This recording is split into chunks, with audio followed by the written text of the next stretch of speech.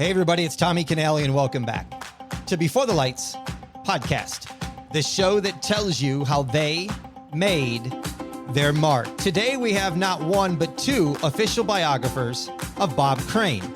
He was the star of Hogan's Heroes and brutally murdered.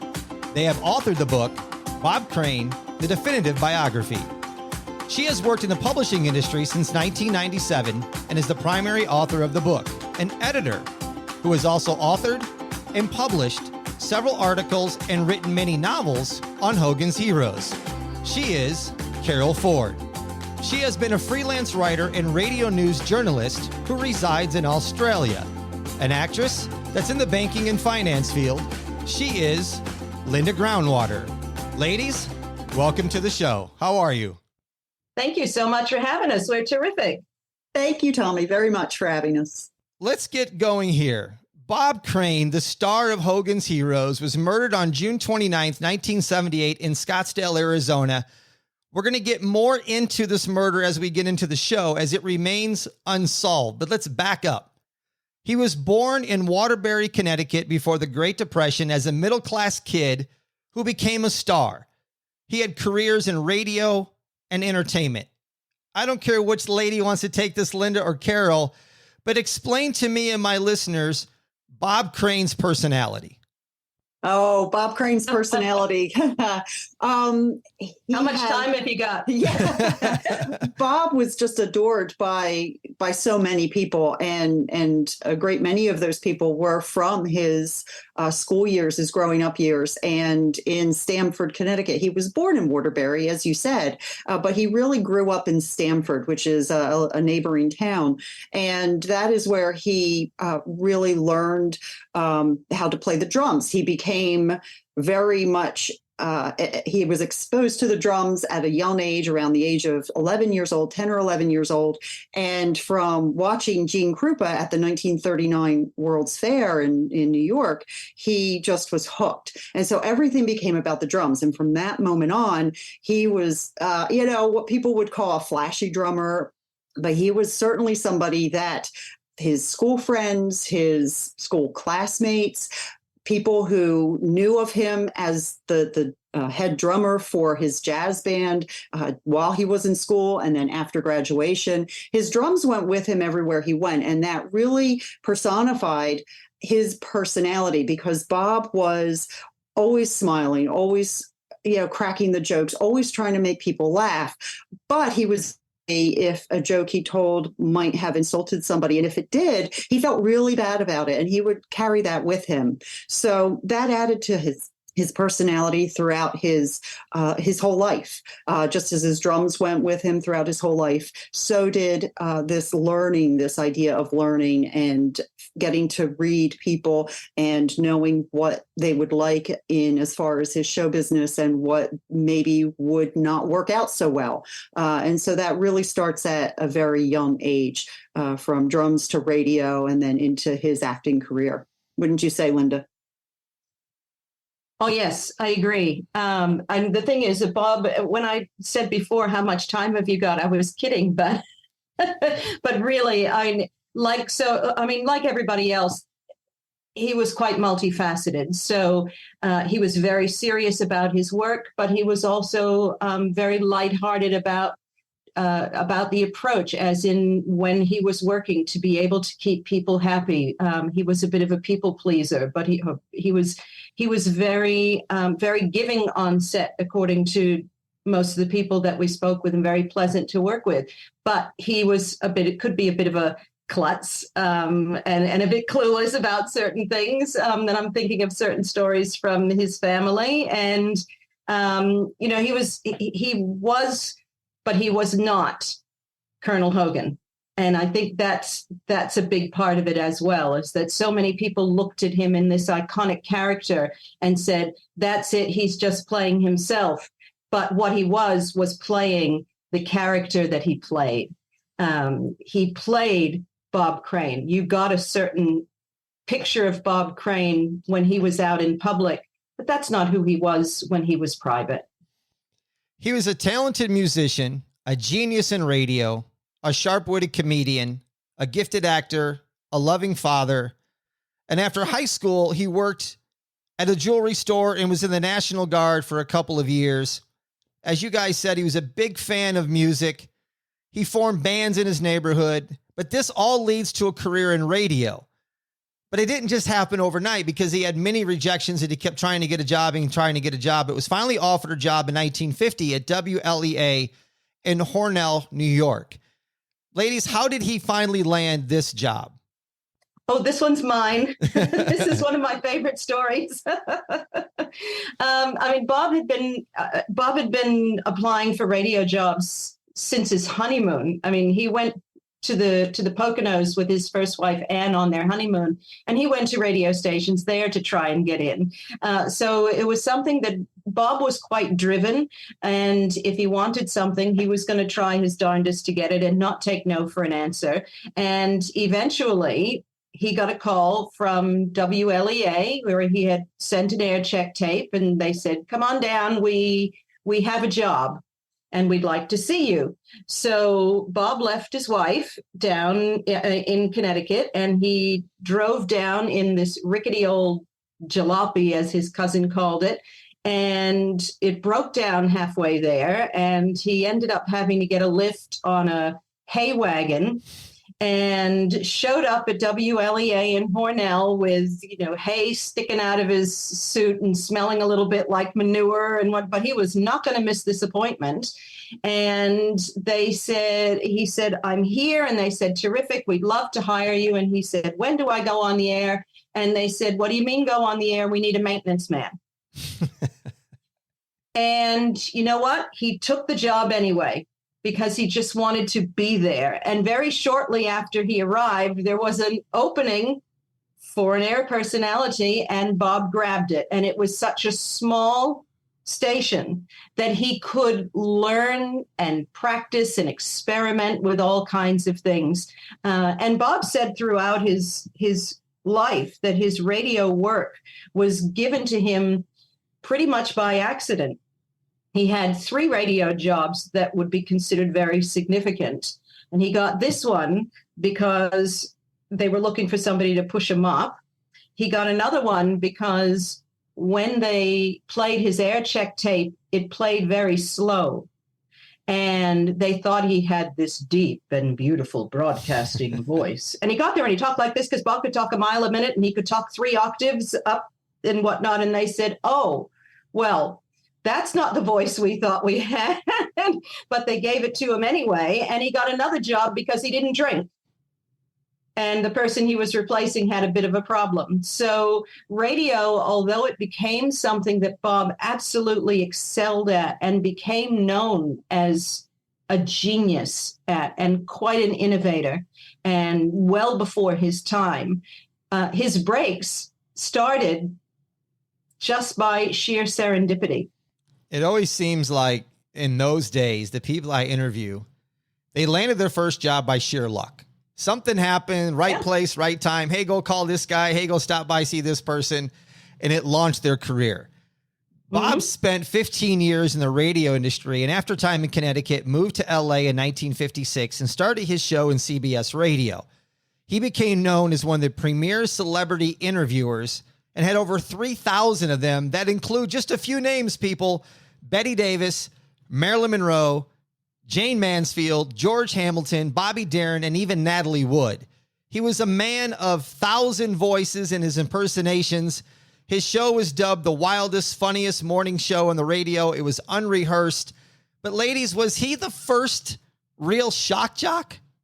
Yeah, I mean, he is somebody who people do refer to as the first shock jock. I mean, you have Howard Stern, you have others that we would know of today. But back then, he was doing things in radio that really, they hadn't been all put together before in the way that he was doing it. So he's been given not the title, but he's been called the person who invented sampling in radio. So what that means is that he's going to not just play a song and then read copy and then read the weather and then maybe have a guest or, whatever. He takes the entire show. So his show goes either 3 or 4 hours long.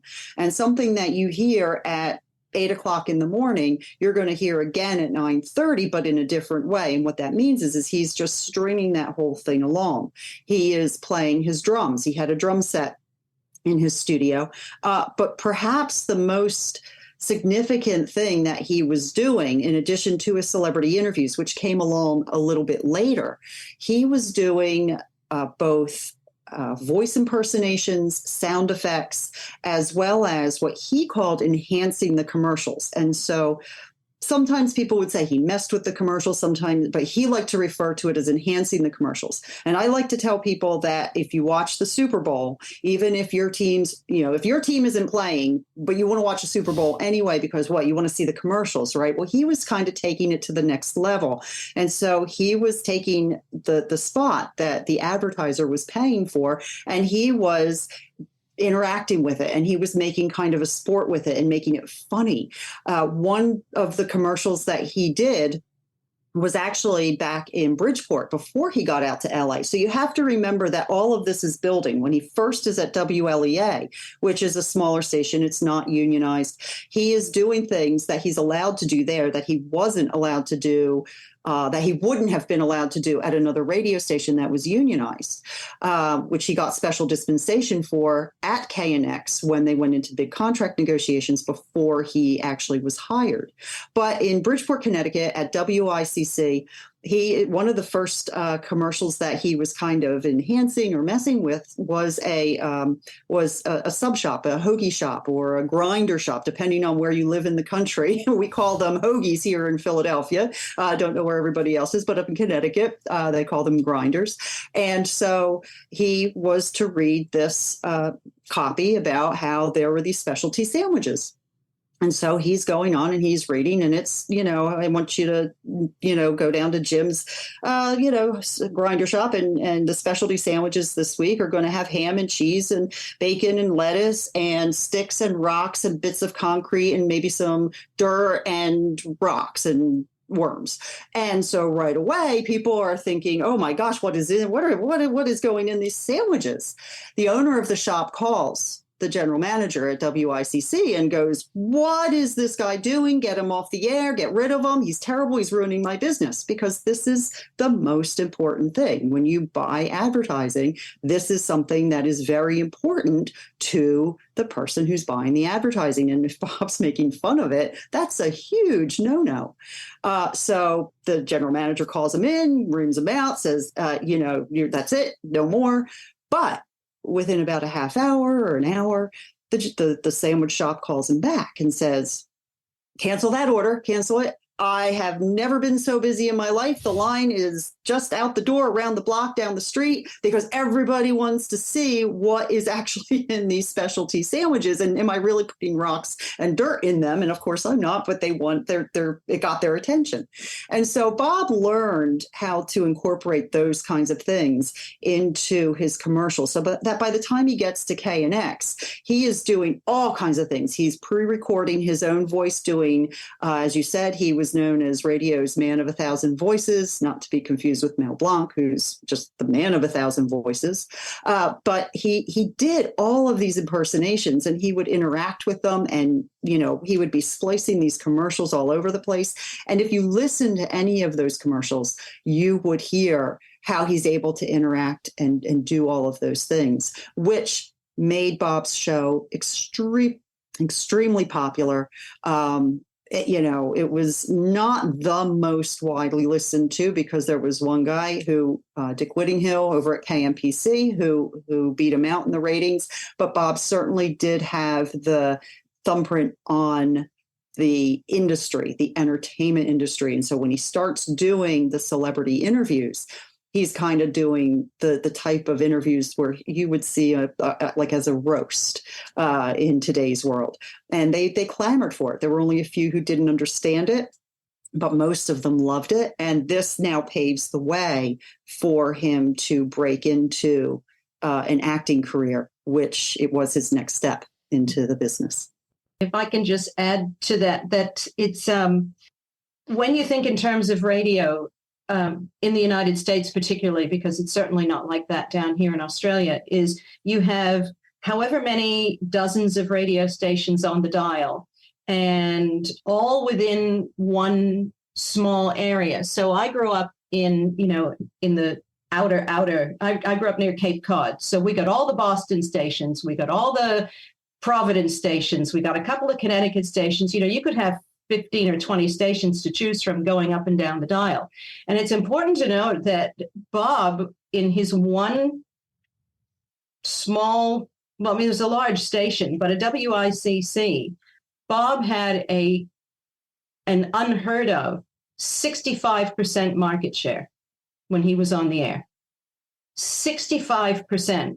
Which is just tremendous. Yeah. Absolutely huge. And so what Bob wanted, Bob got. And it's actually one of the reasons he ended up, or the primary reason he ended up at KNX in Los Angeles. The Boston stations were being killed. CBS in California called up and said, "How you going over there?" Was it WEEI? I think in Boston. Said, "How you going?"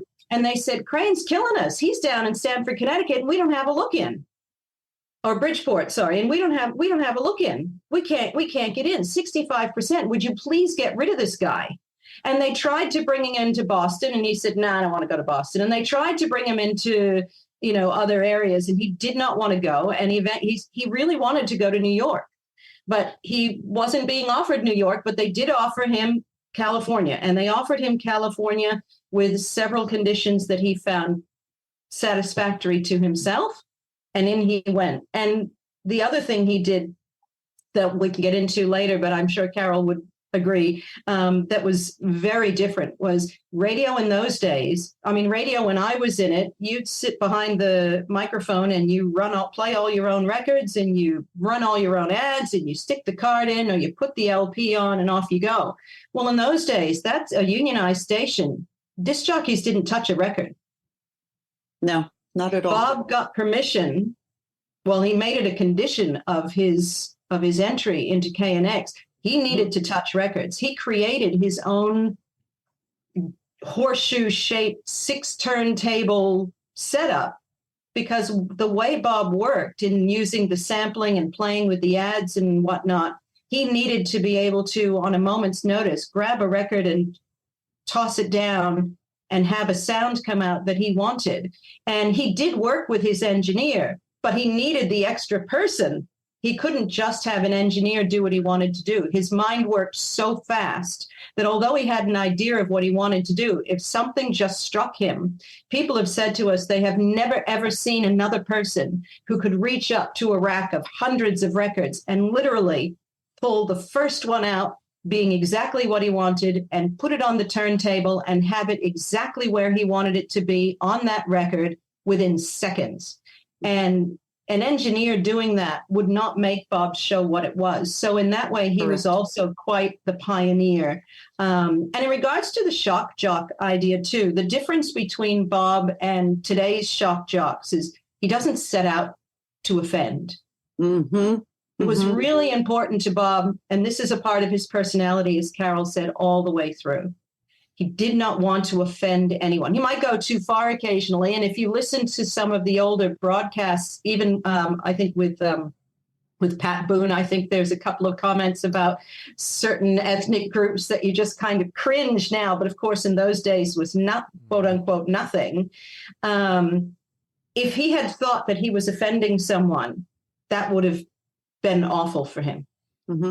Awful. I mean, we could spend hours just talking about his radio career, and I know we want to move on to other things, but to just kind of wrap all of that part up, Bob's radio show was, as Linda had said before, people who worked with him in radio, they referred to him as a radio genius. He was so innovative. He was different. He was considerate to the point where he was looking to see what might offend. And he gave a talk to a group of LA college students, and he said, when you're doing anything, if you sit there and go, then somebody else is going to do it, so you don't do it. So Bob's radio career, it does span not just from 1950 to 1965 when he starts Hogan's Heroes. It goes from consecutively 1950 to 1965, but it then is scattered through for the rest of his life. He does volunteer work with Armed Forces Radio Network, which people don't know about. He then goes and fills in for his former rival at KMPC during the early 1970s. And when he was on the road, he would stop in. He would just kind of walk into because at this point, people would know him as Colonel Hogan, and he would walk into a radio station. He couldn't kind of like just leave it alone. He'd be like, "Hi, can I go on the air?" Yeah. And they'd be like, "Sure." And, so he always stayed with it. And he always remembered his roots. And in 1976, he returns back to Bridgeport, Connecticut, to WICC, and goes on the air for a special broadcast to help them celebrate their 50th anniversary. So he never really leaves radio, although he doesn't work in it as his primary career once Hogan's Heroes starts, but he's always very, very much connected to it.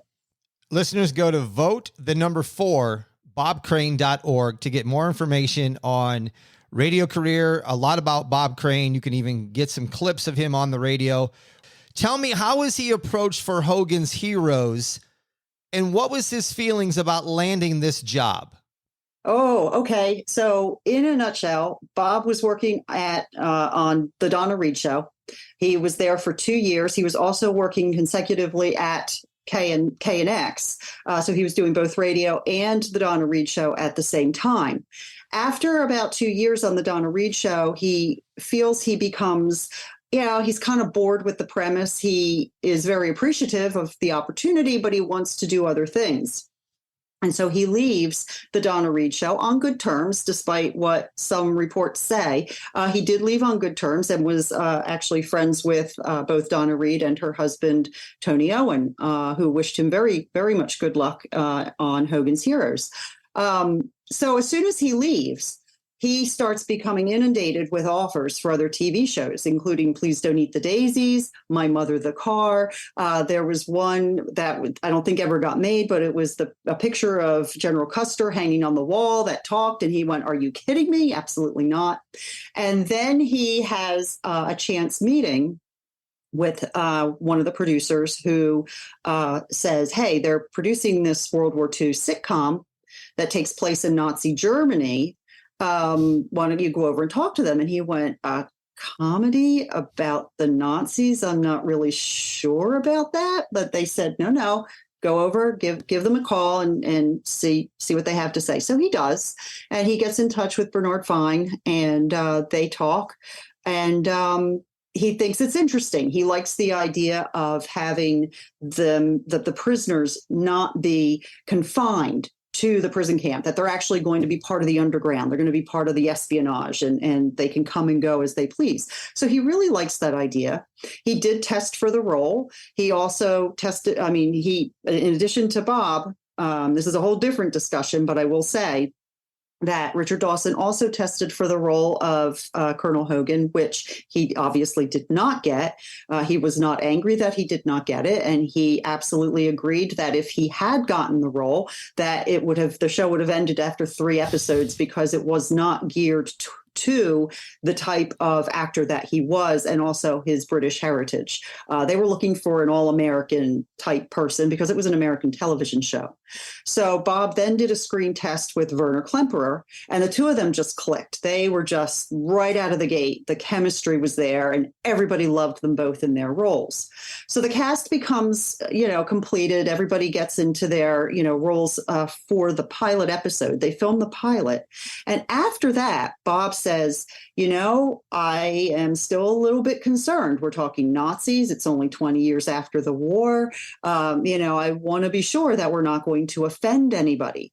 And and the advertising too, wasn't it? If you liked World War II, you'll love Hogan's Heroes. And Bob, and that's he hated horrified. That. He hated that. Horrified. Line. That was horrific thing to say. Stan Freberg, who came out with that line, and Bob was just like, who would have liked World War II? And he had a very personal, if I may just interject, he had a very personal connection. Sure. Bob's brother, his older brother Al, served in the Navy in World War II, and he was on the USS Bunker Hill when it was hit by kamikaze. And they didn't know for 2 weeks whether he was alive or dead. And he was very lucky to escape with his life, but it did have a long-lasting impact on him. Absolutely. But that was an experience that carried with Bob through his whole life, and he watched how it affected his brother his whole life. So, I mean, I just spoke with someone yesterday who was talking about her experiences in the camps as a child in Poland, and these people carry, those things. So the idea of a show that might be touchy, as a gentle word, to vets or people in their families was very, very, very, very important to Bob to make sure that did not happen. And so, Carol, you can explain what happened, because you spoke with someone who knew about the next step. I did. Well, sure.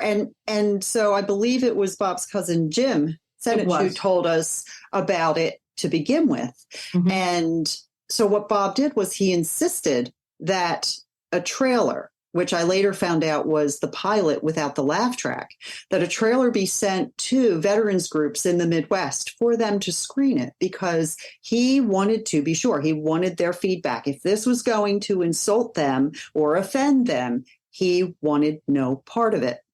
And so they send the trailer out, and the response is overwhelmingly positive, with comments like, if we didn't have humor, we never would have made it through the war. So after the book was published, I was at the Mid-Atlantic Nostalgia Convention in Hunt Valley, Maryland, and an attendee came up to me and he said, I was one of the very first people to ever see Hogan's Heroes. And I kind of had a thought as I was listening to him, because I thought, I wonder. And I said, okay, so where would you have seen it? And he said, I went with my grandfather. We were living in the Midwest. I forget where he said, Kansas. I forget exactly where he said. But he said, we were living in the Midwest, and I went with my grandfather to see this show about this POW camp. And I said, that's fantastic. I said, what was it? What was that trailer?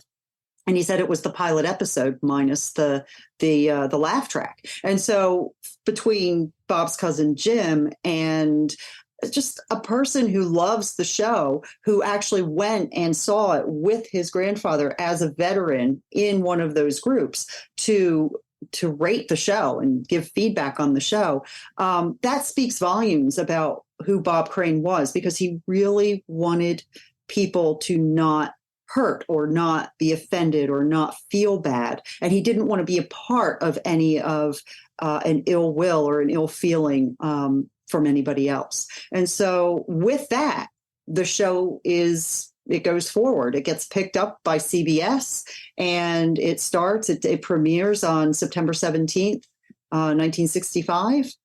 And the rest is history. It did have some bumps, as Linda said, with the advertising. There was a lot of controversy with it. People confused the prisoner of war camp with concentration camp, which you cannot ever, ever make fun of a concentration camp or make light of anything that happened in a concentration camp. POW camp had its own atrocities, but not to the degree that concentration camps had. And Robert Clary, who played Corporal LeBeau, was in concentration camps for many years during the war, lost many of his family. And he would go around and he would speak to different groups across the United States. And he would say, they come to see LeBeau from Hogan's Heroes, but they stay to hear what I have to say about my experiences of the Holocaust and why it's important to never forget that that time in history happened so that we never repeat it. There's a big difference between concentration camps, obviously, and POW camps, but people got confused, and so there was a lot of damage control at the outset to overcome some of those hurdles. And, the premise of Hogan's Heroes seems outrageous, but the reality is that it wasn't. Yes, certain things were having the whole, the salon and tunnel system and the salon where people get their nails done and all that. that's all kind of outrageous. However, since I've come to Australia, spoke with the widow of a gentleman who was in the British Army.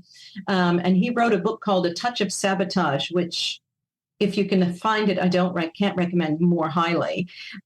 He was in the British Army, and he and friends of his were asked to volunteer, she says in quotes, to be captured on purpose so that they could commit acts of sabotage from within their POW camp. And so in his book, Jack Goiter wrote about how they would volunteer for work outside the camp, cleaning railway ties and doing all the kinds of things that you see on Hogan's Heroes. And they would use that opportunity and those chances to commit acts of sabotage where they were going and to work with the underground. So there would have been an element of people who could actually recognize a bit of reality in all this silliness as well. His death is still a mystery, still unsolved. From the research I have done and some of the things that I already heard and looked into, it could have been the result of an extracurricular hobby of documenting every aspect of his life on camera. When I mean every aspect, I mean every aspect. He was murdered while sleeping. The investigation revealed a lifestyle of consensual sex and amateur pornography with numerous consensual women.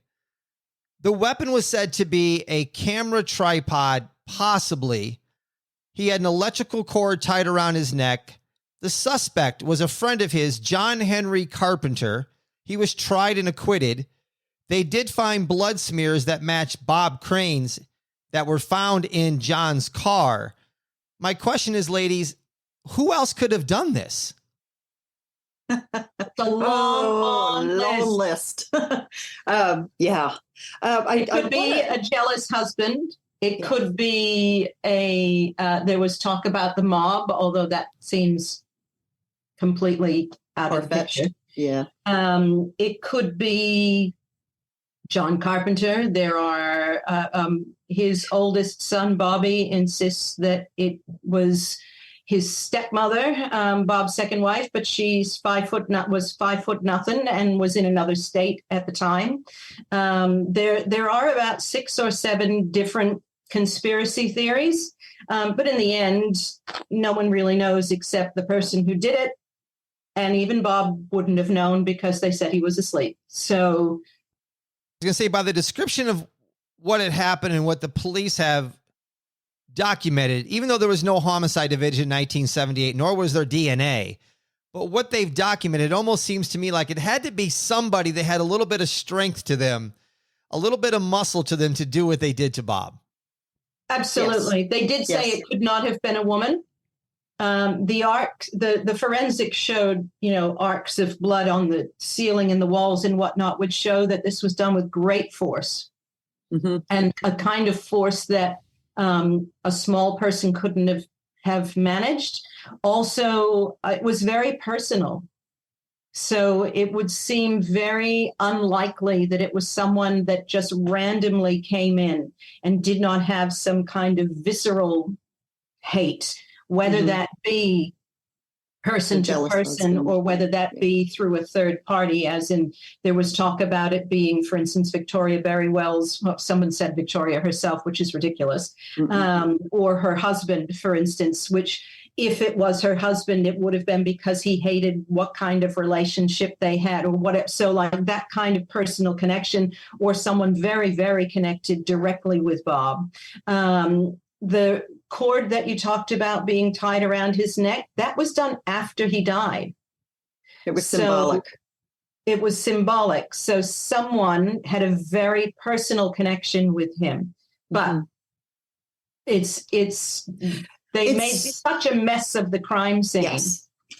They let people take things away. They let people wander in and out. They let people smoke in there and touch things. There's video even of a medical examiner in the room with Bob's body, climbing all over the bed. They just had no idea what they were doing. No idea what the idea of being able to figure out who it was in the end is gone. I'd say, to be fair, it's gone unless somebody confessed. Just so I make sure that my listeners understand, everything that he had on camera was consensual. The women knew they were on camera. The sex was consensual. This was, everything was on the up and up with at least him and whoever he was with at that time. Yes, that is absolutely correct. It was investigated then. It was reinvestigated a few years ago. There was an article in Entertainment Weekly magazine, which I was interviewed for, and the journalist for that article told me that she had, at that point for her article, also reached out to Scottsdale Police Department to reconfirm that that was indeed the case. In addition, there are so many pieces to this that are complex. Number one, John Henry Carpenter was not Bob Crane's best friend. He was a hanger-on. He was an opportunist. He and Bob liked to carouse, to look for women, and they both had the similar interest of scoring. In whatever city that Bob was in, John Carpenter usually came along for the ride. And so when it is said that John Henry Carpenter was Bob's best friend or his very good friend, even Paul Schrader, who directed Autofocus, says John Carpenter was not nearly as important in Bob Crane's life as he is in the movie Autofocus. It's a distortion. So while, yes, John Henry Carpenter, and it must be said that this is different from the film director John Carpenter, who has done all the horror movies and whatnot. This is a man of Native American descent. I don't actually know where he is from, but he is Native American, or was. He's passed since then. He was the primary suspect all along. He was arrested in the early 1990s. I think it was 1993 or 4. He was put on trial, and then he was acquitted due to lack of evidence, lack of physical evidence. And then he died a couple of years later. I think he had a heart attack at that point, although I'm not 100% sure of the heart attack. But he did pass away a couple of years later, right to his deathbed, swearing he did not do it.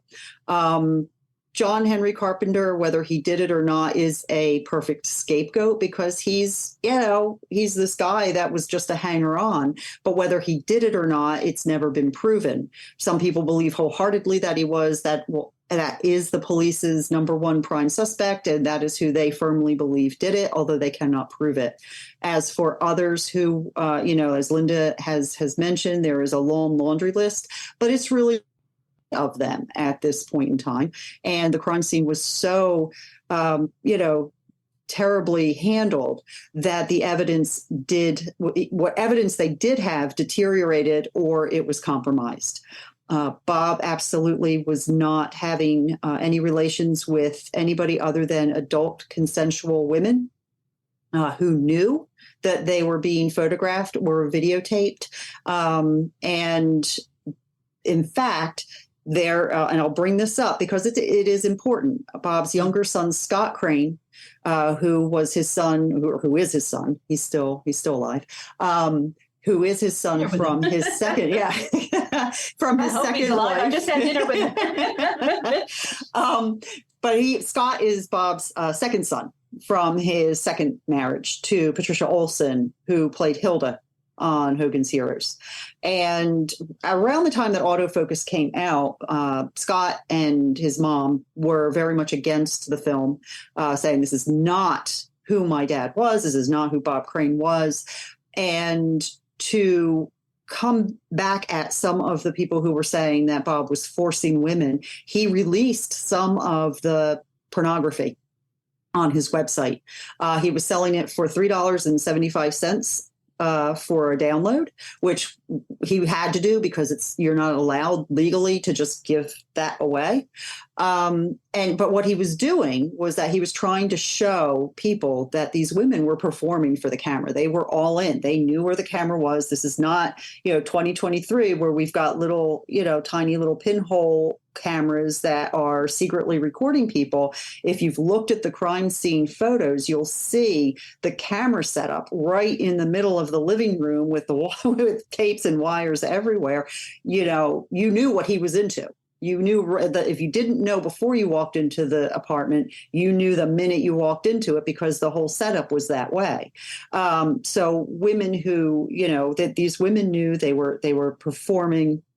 Scotty later told both Linda and me that he did the wrong thing for the right reasons. And he came to understand that putting that out there was really not a good look for his family, and he has kids now. And so these are the kinds of things that in retrospect, he looks back and says, I probably shouldn't have done that. So he takes everything down, takes the site down, and he destroys all of the tapes because it's just, if you don't know what sex is, it's just sex over and over and over and over and over again.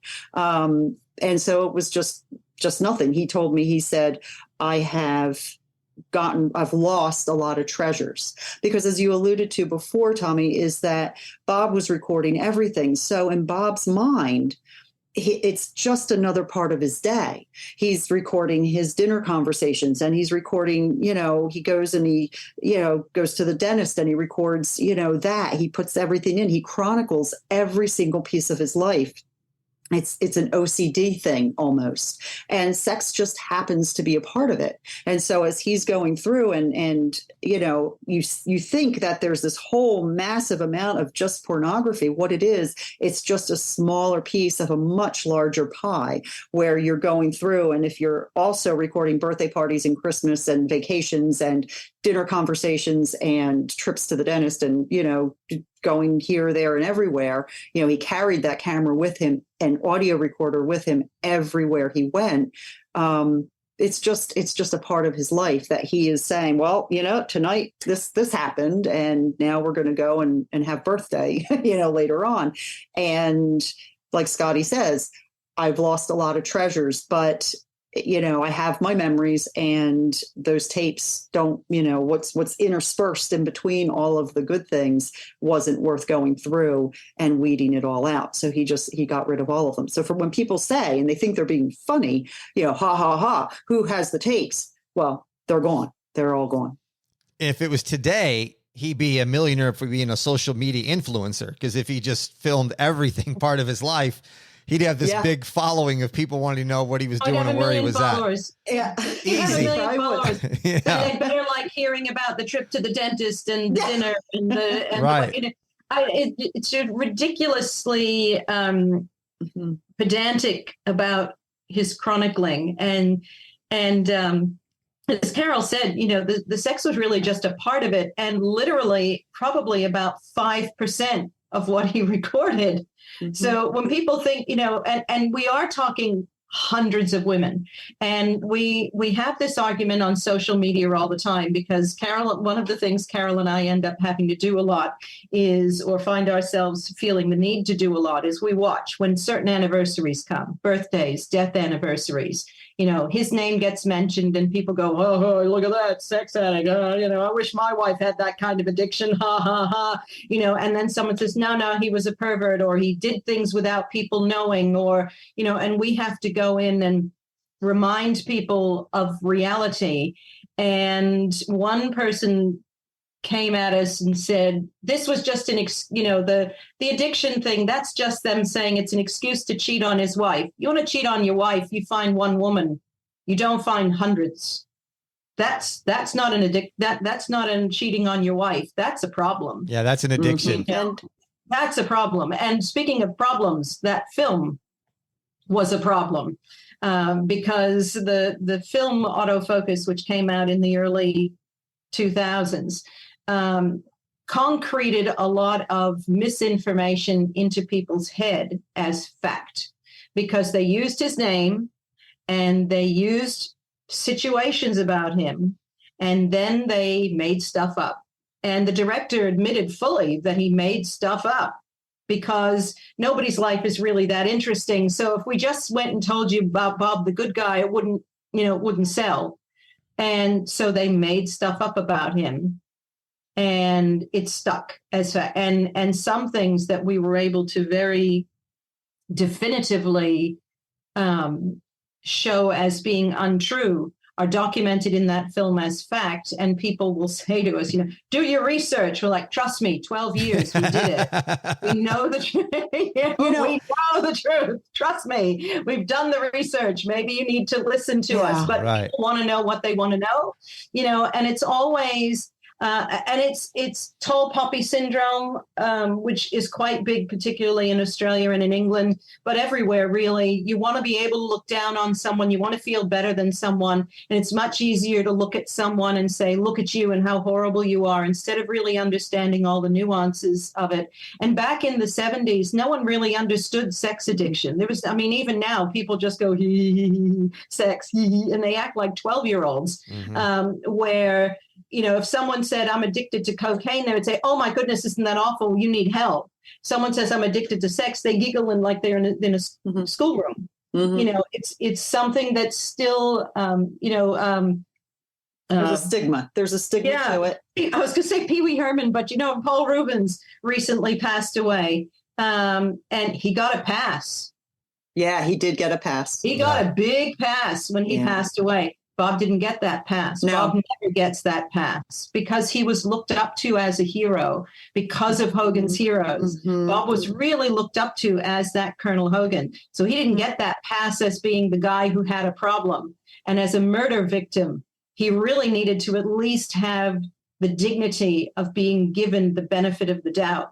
And he didn't get it. And his stories came out without him having the opportunity to put them in context or even fight his own demons in full. And so he has just been painted from the moment he died. Yeah. This is what you got. Suzanne Kwolek is the editor of Urologic Nursing Journal, and I work on that during my day job when I'm not doing this kind of stuff. I'm a managing editor for healthcare publications, nursing journals.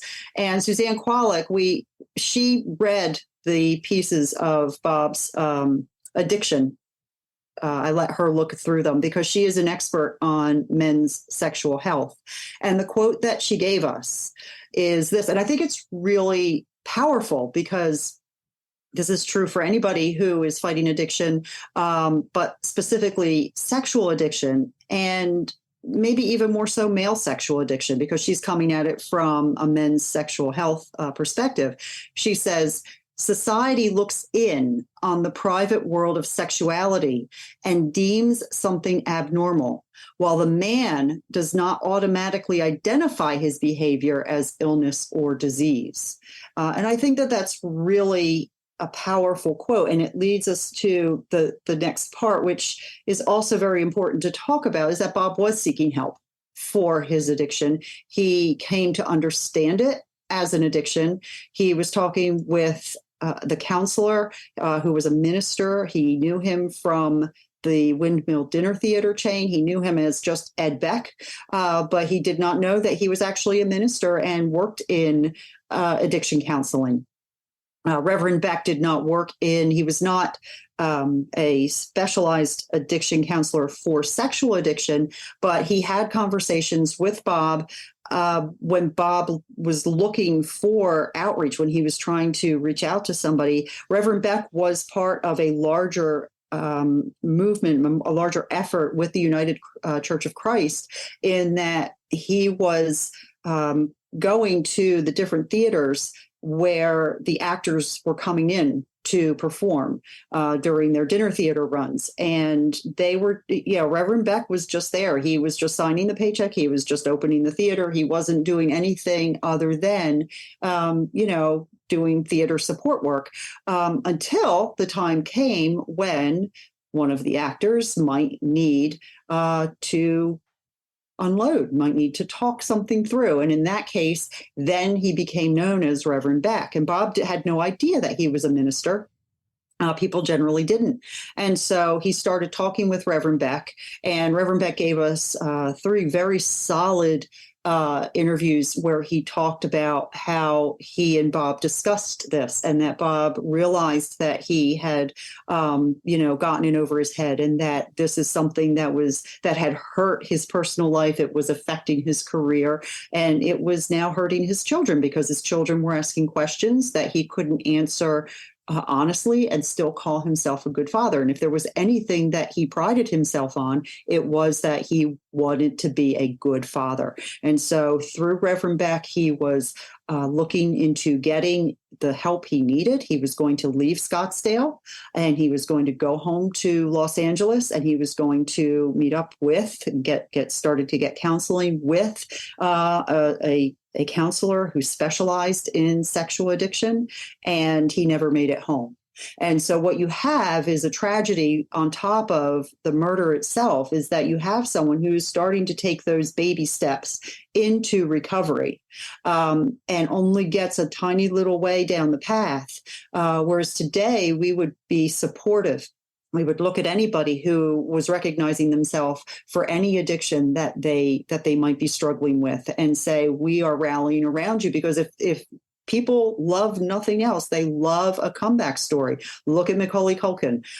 He has recently come around. I hear Charlie Sheen has come around. So we want people to be successful when it comes right down to it. But Bob is never given that chance because he never makes it home, because at some point somebody walks into that apartment and decides his life is over. And that's a tragedy on top of a tragedy, as far as I'm concerned. The book is Bob Crane, The Definitive Biography. Portion of the proceeds donated to various charities in Bob's memory. Go to vote4bobcrane.org, or I'll put a link in the show notes so you can go to the website. I'll also put a link on the website directly to the book so you can get your hands on that as well. Instead of a cup of coffee, which I don't drink, how about a glass of red wine? Yes, you can do that from anywhere in the world. Click the link in the show notes that says, buy Tommy a glass of vino, and I will salute you on the next show. It's just another small way for you to support my show. Carol, Linda, thank you so much for coming on the show and talking about Bob Crane. I've enjoyed it. I think my listeners are going to enjoy this, so thank you for your time. Thank you so much, Tommy. You guys are welcome. That's going to do it for this episode of Before the Lights. I'm Tommy Canale, and until next time, everybody, a salute, a chin chin.